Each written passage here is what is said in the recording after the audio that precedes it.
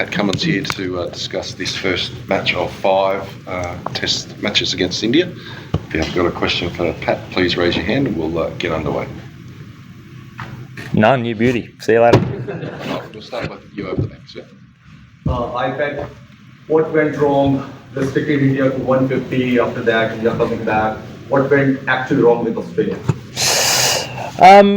Look, I think there's a fair few things. 150, thought places quite well. Obviously, game sped up that night of day one. They bowled terrifically well and, put a dent into us. And, once the pitch started to slow down a little bit, obviously we weren't as well placed and we're back out in the field and couldn't get the breakthroughs. But I thought they played really well. Just not much really went our way this game.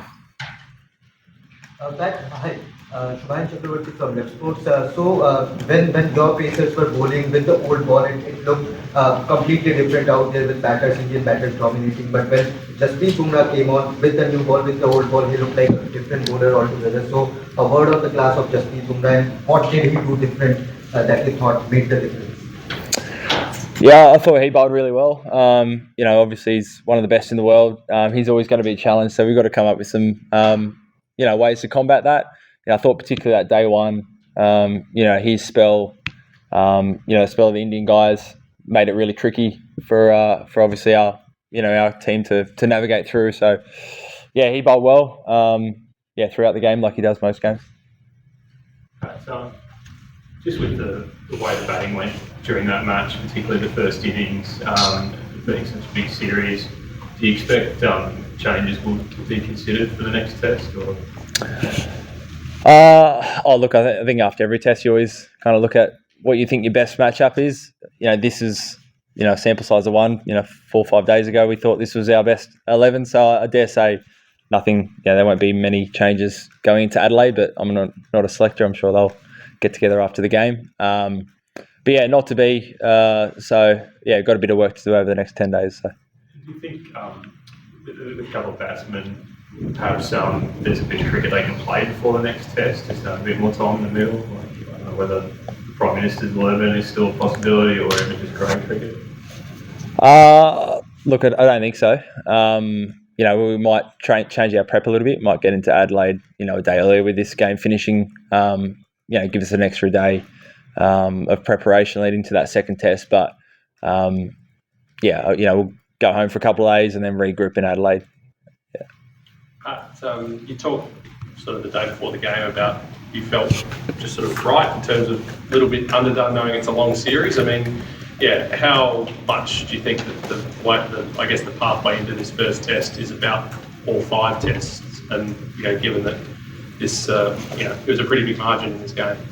Yes, not an ideal way to start the summer. I think you always, zoom out. You've got 5 test matches. And of course, you got Sri Lanka as well afterwards. But, it's a big series. But we thought our prep was really good leading to this test match. Everyone's was a little bit different. I think I was the only one in the team that didn't play any red ball cricket, but had some ODI cricket and, quite similar leading to previous years. And, I don't think, prep was the issue. We were outplayed this week. But, I thought the prep was pretty similar to previous years and where we kind of wanted it. Just on, I suppose one other contrast with India obviously is they played a test series before this one. You guys had nine months out. At any stage during the year, did you feel like that was going to be an issue, having a long break between test matches? Look, I don't think so. Realistically with that break, you get the chance to play some Shield cricket. So, a lot of the guys played some Shield cricket. And some Aussie A games for a couple of guys as well. So it's a very individualised approach to the prep leading in. But we've all played. Well, a lot of us have played a lot of Test cricket, and you always feel like you're pretty ready. Obviously, we've been bowling with red ball for quite a while. A lot of centre wickets and those kind of things. So it's not like you turn up and feel like it's completely foreign. Yeah. Can you talk through the position for you that as night watch from last time?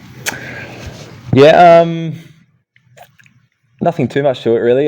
Me and Gaz is kind of over the last couple of years, not necessarily taking turns, but some days I do it, some days he does it.